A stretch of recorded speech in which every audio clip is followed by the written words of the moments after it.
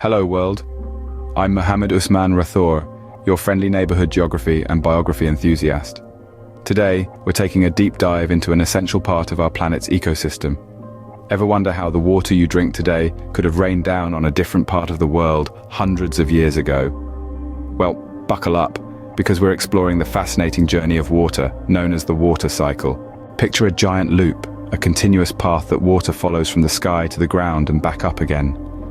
This elegant journey, friends, is the water cycle, an endless voyage for our planet's most precious resource. The first phase is evaporation. As the sun's rays bathe the earth, they heat up the water in our rivers, lakes, and oceans. This heat transforms the water into minuscule, invisible particles called water vapor. Imagine the water shrinking down and rising into the air, almost like a ghost. Next up, we have condensation. As this water vapor ascends into the cooler regions of the sky, it transforms back into tiny water droplets. These droplets band together, forming the fluffy, cotton candy-like clouds we often admire. Then comes precipitation. When these clouds can't contain the water droplets anymore, they merge, becoming larger and heavier. They then fall from the sky as rain, a phenomenon we are all familiar with. Now, what happens to this rain?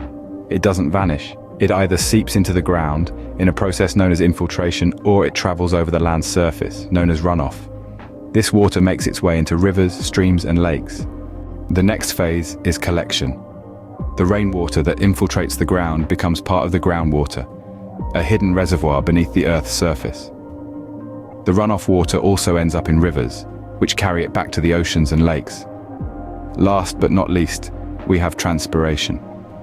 Our green friends, the plants, absorb water from the soil through their roots and release it into the air through their leaves. This water vapor also plays a vital role in the water cycle. And voila, the cycle begins anew.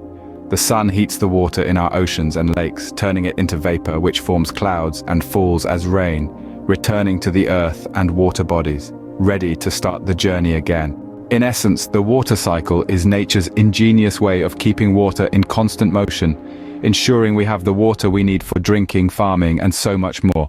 That's the water cycle in a nutshell. Stay curious, keep learning, and I'll see you in the next video. Allah Hafiz.